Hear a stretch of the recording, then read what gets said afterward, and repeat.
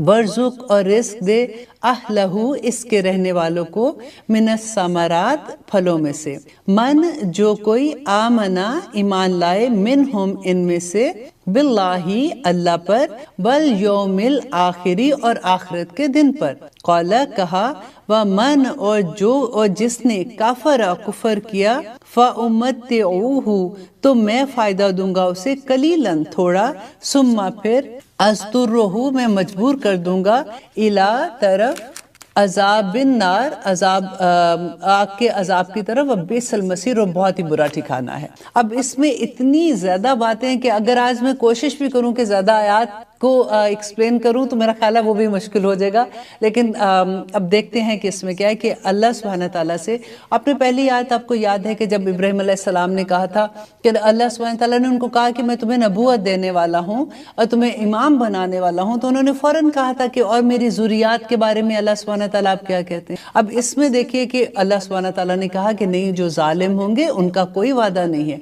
अब वो इतने मुख्तात हैं कि अब नेक्स्ट जो दुआ कर रहे हैं तो फिर वो अल्लाह सुब्हानहू तआला से किस तरह से बात कर रहे हैं कि जब कहा इब्राहिम ने, ऐ मेरे रब इस शहर को अमन वाला बना दे और यहाँ पे और उनको रिस्क दे, यहाँ के रहने वालों को फलों का।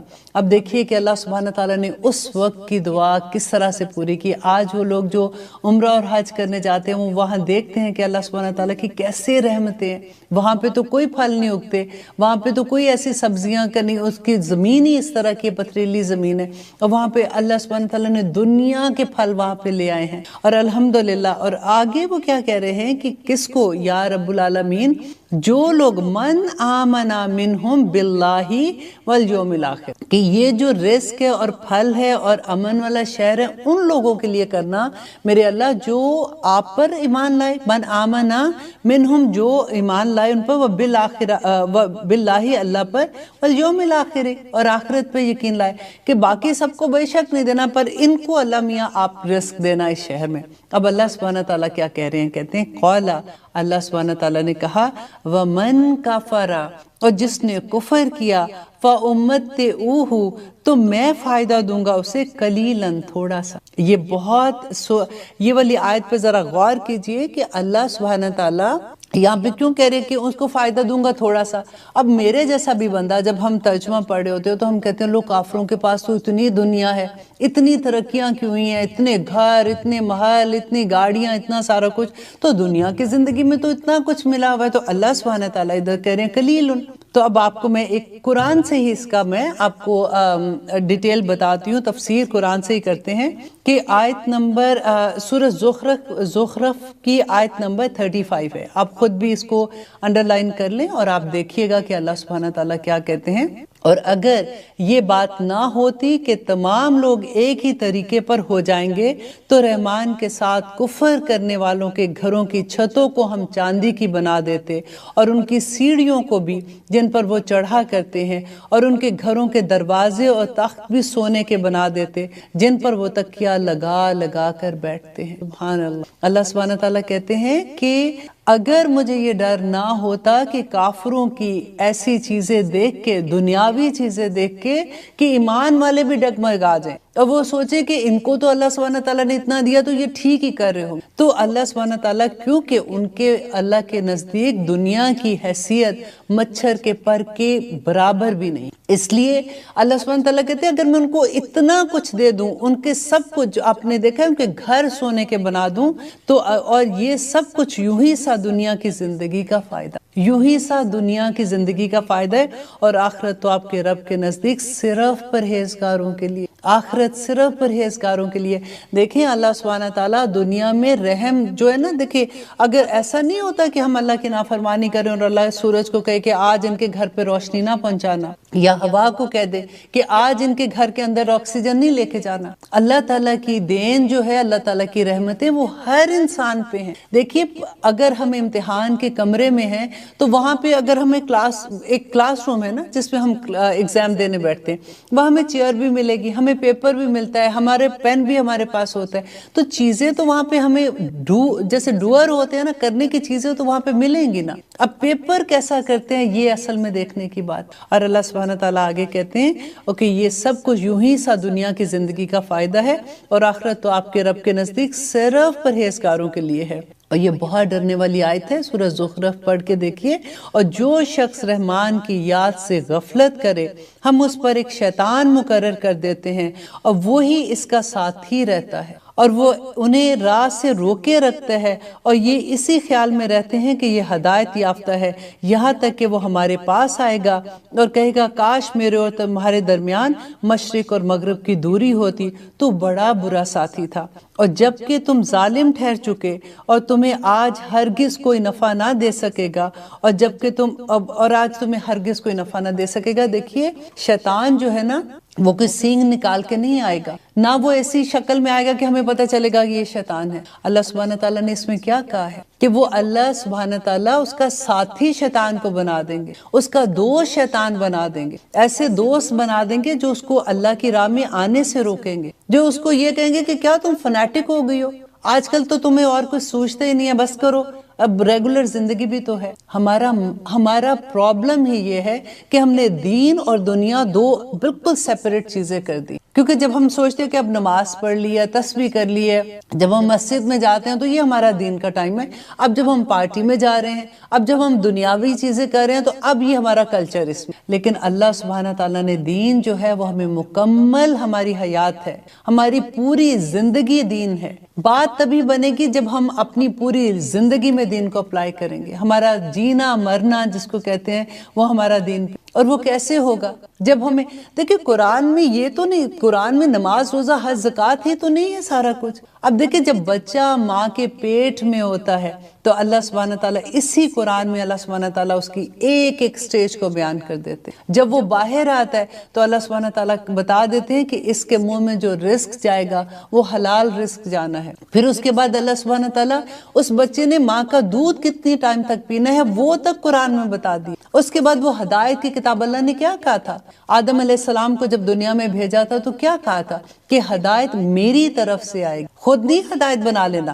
اب دیکھیے نیکی جو ہے وہ تو ہر انسان میں بلٹ ان ہے, ہر انسان کو پتا ہے آدم علیہ السلام دنیا میں آئے تھے, ان میں بلٹ ان نیکی تھی. اب وہ چاہتے تو اپنے مطابق جو ان کو لگتا کہ یہ اچھا کام ہے میں کر رہا ہوں, یہ برا کام ہے میں نہیں کر رہا ہوں, تو وہ دین مکمل کر سکتے تھے. اللہ سبحانہ تعالیٰ نے کہا کہ جو ہدایت ہے وہ میری طرف سے آئے گی, جو کوئی اس کو فالو کرے گا وہ کامیاب ہو جائے گا, اور جو اس کو نہیں مانے گا وہ ناکام ہوگا. سارا کچھ each and every thing is very clear in Quran. ہم نے نیکیاں اپنے مطابق بنائی ہوئی. دیکھیے نیکی تو کافر بھی کرتا ہے, نیکی تو جو ظالم ہے نا, جو قاتل ہے وہ بھی نیکی کر جاتا ہے, ان کی اپنی طرح کی نیکیاں ہوتی ہیں. لیکن اللہ سبحانہ کوئی نیکی کوئی چیز جو قبولیت ہے نا اس میں ہمیں صرف یہ دیکھنا ہے کہ ہم حدود میں کس. بدعت کیا ہو جاتی, بدعت جو ہے وہ نیکیوں میں غلوف ہو, وہ کسی کی محبت میں بڑھ جانا ہو جاتا ہے. اتنی محبت ہو جاتی ہے کہ ہم اللہ سبحانہ تعالیٰ کے مقام پہ لے جاتے ہیں. انشاءاللہ جہاں پہ یہ والا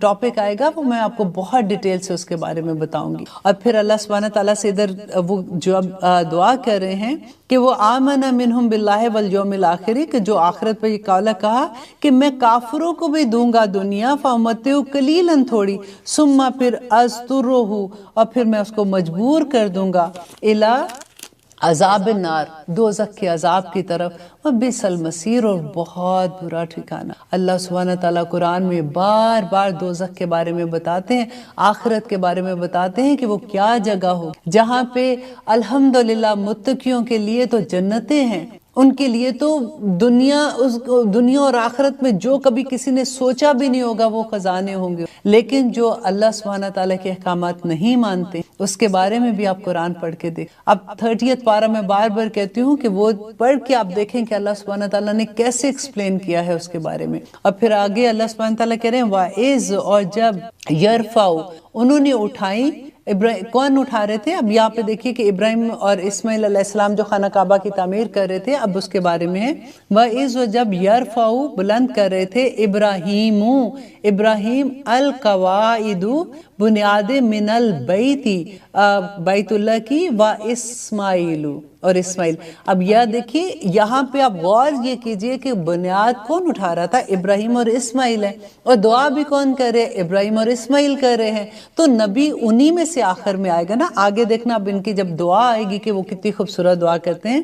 اب یہاں کہتے ہیں ربنا، اے ہمارے رب. کب دعا کریں؟ جب وہ خانہ کعبہ کی تعمیر کر رہے ہیں. آپ کو پتہ ہے خانہ کعبہ کی تعمیر جو ہے وہ 10 دفعہ ہوئی. اب آپ اس کو یاد کر لیں گے نا تو آپ کو بڑا مزہ آئے گا کہ نمبر 1 یہ تھا کہ فرشتوں نے سب سے پہلے تو دنیا میں بنایا، پھر اس کے بعد آدم علیہ السلام نے خانہ کعبہ کی تعمیر کی، پھر اس کے بعد آدم علیہ السلام کے بیٹے تھے شیش علیہ السلام، انہوں نے خانہ کعبہ کی تعمیر کی. اس کے بعد نوح علیہ السلام کا زمانہ آیا. تو آپ کو یاد ہے کہ جب میں نے پہلے بھی آپ کو بتایا تھا کہ پوری دنیا پانی میں سیلاب آیا تھا اور پوری دنیا بہہ گئی تھی، اور صرف کشتی میں جودی پہاڑ پہ جو کشتی جا کے لگی تھی وہ بچے تھے.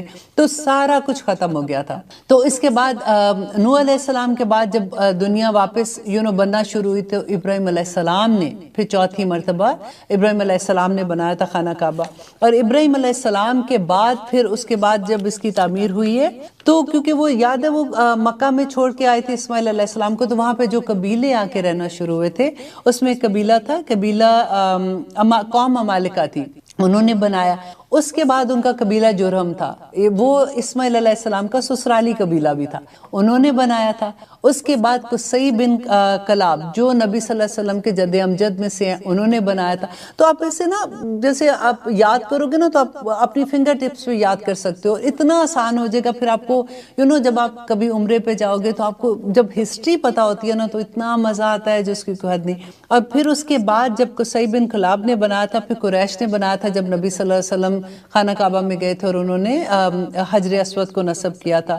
اور ان کے بعد پھر عبداللہ بن زبیر نے بنایا تھا، اور پھر آخری دفعہ حجاج بن یوسف نے بنایا تھا کہ ربنا، اے ہمارے رب، تقبل منا، قبول فرما ہم سے، انکا، بے شک تو، انتا، تو ہی ہے، السمیع العلیم، سننے والا اور خوب جاننے والا. اب دیکھیے کر کیا رہے ہیں، دیکھو بنا خانہ کعبہ رہے ہیں، اللہ سبحانہ تعالیٰ کا گھر تعمیر کر رہے ہیں، اور پھر دعا کر رہے ہیں اللہ سبحانہ تعالیٰ اس کو قبول کر لے، ہماری توبہ بھی قبول کر لے، اور اس کو گھر کو بنانے میں اگر کوئی خرابی، اگر کوئی لغزش ہو گئی ہے، اگر کوئی ایسی چیز رہ گئی تو اللہ سبحانہ تعالیٰ اس کو قبول کر لے. تقبل منا، اس کو ہم سے قبول کر.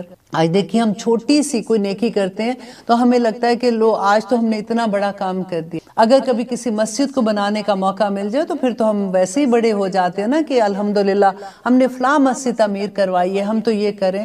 یہاں پہ وہ اللہ کا گھر خانہ کعبہ تعمیر کریں اور ساتھ ساتھ دعا کریں ربنا تقبل منا، اللہ قبول کر لے ہم سے جو ہم نے کوشش کی ہے، انکا انت السمیع العلیم، تو سننے والا اور تو جاننے والا ہے. ربنا، اے ہمارے رب، وجعلنا، اور بنا دے ہمیں، مسلمینی لک، اپنے لیے فرما بردار. مسلمینی ہوتا ہے 2 لوگوں کے لیے آتا ہے، اگر یہاں پہ مسلمینہ آتا نا تو وہ پھر جمع کے لیے آ جاتا ہے. مسلمینی، ہمیں فرما بردار دونوں کو، لکا، اپنے لیے، ومن ذریاتی، اور ہماری اولاد کو بھی، امتن، ایک امت، مسلماتن، مسلمان، لکا، اپنے لیے، وآرینا، اور دکھا دے ہمیں، مناسکنا، اپنی عبادت کے طریقے، وتب علینا، اور توبہ قبول کر ہم. دیکھیں بار بار وہ جو چیز کہہ رہے ہیں کہ اتنا نیکی کا اتنا بڑا کام کر کے وتب علینا، اور تو معاف کر دے ہمیں، انکا، بے شک تو ہی ہے، انکا، بے شک تو، انتا، تو ہی ہے،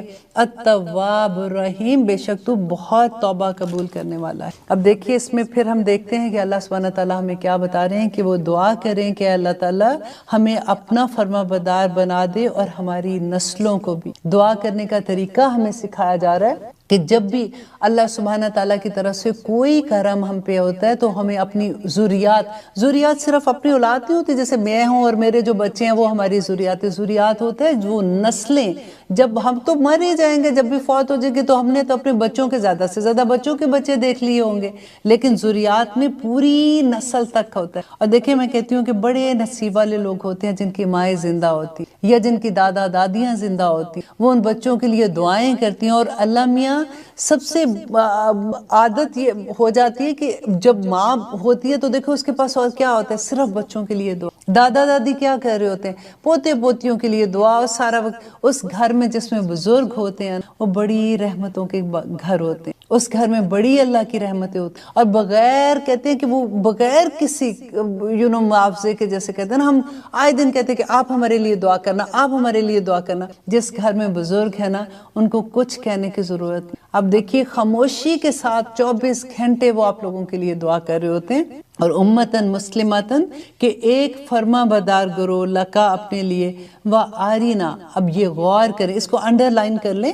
کہ و آرینا مناسک، کہ اللہ سبحانہ تعالیٰ اب دکھا دے، سکھا دے ہمیں وہ طریقے اپنی عبادت کے. اب دیکھیے جب خانہ کعبہ بنا رہے ہیں تو طریقے تو اب وہ کہتے ہیں کہ ٹھیک ہے، اب اس کے گرد ہم نے جو بھی ادھر نماز پڑھیں گے، اللہ تعالیٰ سے دعا کر لیں گے، اور کوئی بھی طریقہ وہ اپنا سکتے تھے. یہاں پہ کیوں کہہ رہے ہیں؟ یہ غور کرنے کی بات ہے کہ اب خانہ کعبہ بن گیا، اب اللہ کو کہہ رہے ہیں کہ اے اللہ آپ ہم کو بتائیے، آپ ہمیں دکھائیے کہ اب ہم نے عبادت کا طریقہ کون سا کرنا ہے.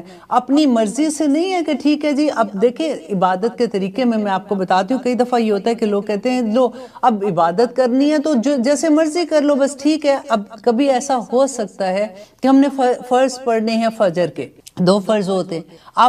کبھی ہم ایسے سوچ سکتے ہیں کہ نہیں 2 نہیں، آج ہم 4 پڑھ سکتے. کر تو اچھا ہی کام رہے ہیں نا، اللہ سبحانہ تعالیٰ کو ہی منانا ہے نا آخر میں. تو ہم نہیں کر سکتے نا. عبادت کا طریقہ اللہ سبحانہ تعالیٰ سے وہ سیکھ رہے ہیں اور کہہ رہے ہیں کہ دکھا دے ہم کو مناسب. یہ پھر جب بدعت کا چیپٹر آئے گا نا تو میں یہ آیت آپ کو کوٹ کر کے بتاؤں گی کہ کیسے ابراہیم علیہ السلام نے پوچھا تھا اور سیکھنے کی کوشش کی تھی کہ کون سے. دیکھیں نبی صلی اللہ علیہ وسلم کو اللہ سبحانہ تعالیٰ نے سکھایا تھا نا جبرائیل علیہ السلام کے ساتھ. انہوں نے جب نماز کا طریقہ بتایا تھا کیسے نماز پڑھنی، پھر نماز کے اوقات کا کہ اس کا افضل وقت کون سا ہے اور اس کا آخری وقت کون سا دکھایا تھا نا.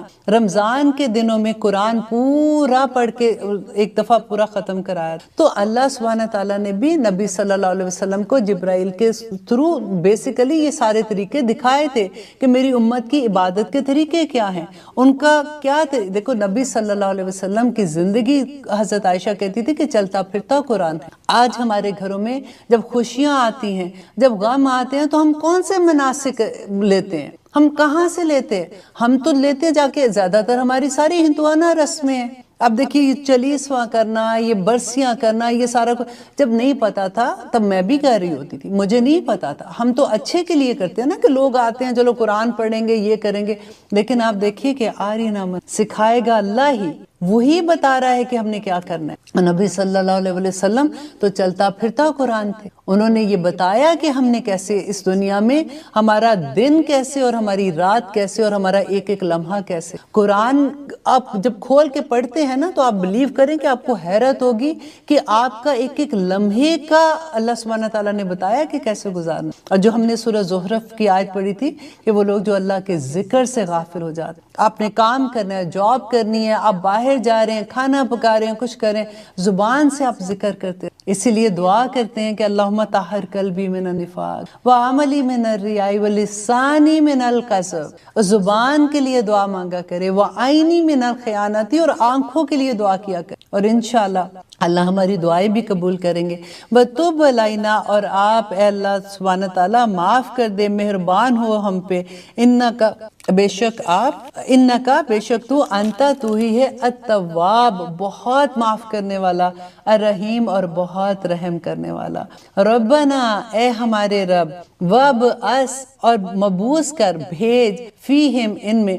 اب دیکھیں یہ آیت آپ نے غور سے سننی ہے، کیونکہ جب بھی کبھی ایسے بات ہوتی ہے نا کہ رسول اللہ صلی اللہ علیہ وسلم کے اہل کتاب میں سے اتنے پیغمبر آئے تھے تو یہ اسماعیل علیہ السلام سے کیسے آئے تھے، تو وہ اس آیت میں آپ کو پتہ چلے گا کہ اب وہ دونوں مانگ رہے ہیں. کون؟ ابراہیم اور اسماعیل کہہ رہے ہیں کہ بھیج اے اللہ، بھیج، فیہم، ان میں، رسولن، ایک رسول، منہم، انہی میں سے، یتلو علیہم آیاتی کا، یتلو وہ تلاوت کرے، علیہم ان پر، آیاتی کا تیری آیات کو، وَيُعَلِّمُهُمْ اور وہ تعلیم دے انہیں، الکتابہ کتاب کی، والحکمت اور حکمت کی، وَيُزَكِّيهِمْ اور پاک کرے ان کو، انکا بے شک تو، انتا تو ہی ہے، العزیز بہت زبردست، الحکیم اور بہت حکمت والا۔ یہاں پہ جو ابراہیم علیہ السلام اور اسماعیل علیہ السلام دعا کریں، آپ دیکھیں کتنے سال کے بعد وہ، ہماری تو دعائیں اگر 3-4 دن بھی اوپر ہو جاتے ہم کہتے ہیں ہائے اتنی دعا مانگ رہی، ہماری تو دعا ہی نہیں پوری۔ یہ 2000 سے بھی زیادہ سال کا ٹائم ان کے پیریڈ میں آتا ہے، اور جا کے کہاں پہ ان کی دعا پوری۔ کہہ رہے ہیں کہ ہم میں انہی میں سے، مکہ کے لوگوں میں سے انہی میں سے ان کا رسول بھیج جو یتلو علیہم آیاتی کا۔ اب آپ نمبر لکھیں، نمبر 1 کہ قرآن پڑھنے کا اصل میں کیا مقصد ہے وہ یہاں پہ بتایا جا رہا ہے کہ جو تلاوت کرے ان پر، تلاوت کہتے ہیں کہ کسی کے پیچھے بھی چلنا، پیچھے چلنے کو بھی تلاوت کہتے ہیں، تلون جیسے کہتے ہیں نا، تو اس میں تجوید بھی آ جاتی ہے، اس میں قرآن پاک کو ٹھیک طرح سے پڑھنا بھی آ جاتا ہے کہ جو بھی اللہ سبحانہ تعالیٰ کا پیغام ہوگا وہ لوگوں کو پڑھ کے سنائے گا۔ وَيُعَلِّمُهُمُ الْكِتَابَ، اور ان کو تعلیم دے گا۔ اب قرآن کا بعض دفعہ لوگ کہتے ہیں جی قرآن کو کیوں ٹیچر سے پڑھنا ہے؟ یہ اکثر سوال آتا ہے کہ ٹیچر سے پڑھنے کا کیا ضرورت ہے؟ اب میں یہ بات کو اس طرح سے کہتی ہوں کہ دیکھیں اگر ہم میں سے سب نے قرآن کو اس طرح سے پڑھا ہوتا، اگر ہمیں بچپن سے اسی طرح سے پڑھایا ہوتا، ہمیں سکھایا ہوتا، تو ہمیں ٹیچر کی واقعی ضرورت نہیں تھی۔ ہر ماں اپنے بچے کے لیے ٹیچر تھی، ہر باپ اپنے بچوں کے لیے ٹیچر تھا، ہمیں تو کئی بار جانے کی ضرورت نہیں تھی، کیونکہ جب ہمیں پتہ چلتا ہے، جس وقت ہم اب قرآن سیکھ رہے ہوتے ہیں تو یوزلی یہ ہوتا ہے کہ بچے بڑے ہو گئے، اب ہمارے اسٹوڈنٹ ہی بھاگ جاتے ہیں، تو ہم استاد کدھر جائیں گے؟ پھر ان کو سکھانے کے لیے ان کے پیچھے بھاگتے ہیں۔ لیکن یہ جو بات ہے نا وَيُعَلِّمُهُمُ الْكِتَابَ، تاکہ وہ کتاب کی تعلیم دے، کیونکہ جو بڑے ہیں وہ تعلیم دیں گے چھوٹوں کو، اور اسی طرح سے قرآن کی تعلیم کے لیے۔ اور دوسرا نبی صلی اللہ علیہ وسلم نے فرمایا تھا کہ قیامت کے دن جو علم دینے والے ہوتے ہیں نا، جو عالم ہیں، وہ نور کے ممبروں پہ بیٹھے ہوں گے۔ آپ ذرا سوچئے قیامت کے دن کیا حال ہو، اور اس دن دور سے جو چمک رہے ہوں گے ممبر، نور کے ممبر ہوں گے، ان کے اوپر عالم بیٹھے ہوں گے الحمدللہ، اور وہاں سے وہ شائن کر رہے ہوں گے۔ آپ کو میں صرف یہ کہوں گی، جب میں نے یہ حدیث پڑھی تھی تو مجھے یہ بہت اچھا لگا تھا کہ اگر آپ کے پاس ایک لفظ بھی ہے، اگر آپ کے پاس کوئی ایک حدیث بھی ہے نا، اس کو آگے پہنچا دیں، آپ اللہ سبحانہ تعالیٰ کا پیغام آگے پہنچا دیں، اور عہد کر لیں کہ میں نے بس عہد کر لیا، میں نے اب سے سکھانا ہے، کسی کو سکھانا، بچوں کو بتا دیں، ماں پاس ہے اس کو بتا دیں، بہن ہے اس کو بتا دیں، تاکہ آپ کا یہ کام تو ہو جائے نا۔ وَيُعَلِّمُهُمُ الْكِتَابَ والا۔ اور نبی صلی اللہ علیہ وسلم نے کہا تھا کہ جو عالم ہے نا، عالم کون ہے؟ جو علم دے رہے ہیں، قرآن پاک پڑھا رہے ہیں، اور عالم کی فضیلت عابد پر۔ عابد کون ہے؟ جو عبادت گزار ہے، جو گھر میں تسبیح لے کے بیٹھے ہوئے ہیں، نماز پڑھ رہے ہیں، اب اچھا کام کر رہے ہیں الحمدللہ، لیکن سارا وہ اپنے ساتھ ہی لگے ہوئے ہیں۔ تو نبی صلی اللہ علیہ وسلم نے کہا تھا کہ عابد کی فضیلت عالم کی فضیلت عابد پر ایسی ہے جیسے میری فضیلت، مینس نبی صلی اللہ علیہ وسلم کی فضیلت ایک عام بندے۔ اب دیکھ لیجئے کہ کیا مقام ہے، اور کہتے ہیں کہ ایک عالم کا درجہ جو ہے نا قیامت کے دن، وہ ایک عام آدمی سے، جو ایک متقی، ایک نیک پرہیزگار آدمی ہوگا، اس سے 500 گنا زیادہ ہوگا۔ اور ایک درجے سے دوسرے درجے کی کبھی آپ کمال تو دیکھیں کہ کیا کیا ہوں، اللہ کی رضا اتنی زیادہ، اللہ کی محبت اتنی زیادہ۔ اللہ کرے کہ ہم میں سے ہر کوئی قرآن پڑھانے والا بن جائے، قرآن سکھانے والا بن جائے۔ اور باقی یہ نمبر 2 تھا کہ اس کا قرآن کا کہ وَيُعَلِّمُهُمُ الْكِتَابَ، اور تیسرا کیا تھا؟ وَالْحِکْمَةِ۔ اور حکمت کیا ہوتی ہے؟ کہ سمجھداری اور دانائی کسی جگہ کا کوئی بھی ایسی چیز، جیسے اگر فار ایگزامپل آپ کسی جگہ پہ ہیں، کوئی بات ہو رہی، یوزلی مجھے جو لوگ کہتے ہیں کہ اگر ہم کبھی اللہ کا پیغام دیتے ہیں تو لوگ کہتے ہیں اب بس کرو، سارا وقت یہی بات کرتی رہتی ہوں، یا اس نے تو میری انسلٹ ہی کر دی، میں کیا کروں؟ میں آلویز یہ کہتی ہوں کہ حکمت جو ہے یہ بہت ضروری ہوتی ہے ہر فیلڈ میں۔ اٹس ناٹ اونلی کہ آپ نے صرف اللہ سبحانہ تعالیٰ کا پیغام دیا تو اس وقت آپ کو حکمت چاہیے۔ ایک عورت میں جس میں حکمت ہوگی نا، آپ بلیو کریں اس کا گھر بھی جنت بن جائے۔ اور یہ حکمت کہاں سے آئے گی؟ یہ ہمیں قرآن سکھائے گا، ہمیں نبی صلی اللہ علیہ وسلم سکھائے گا، ان کی حدیث سکھائے گا۔ اور جب ہم یہ پڑھتے ہیں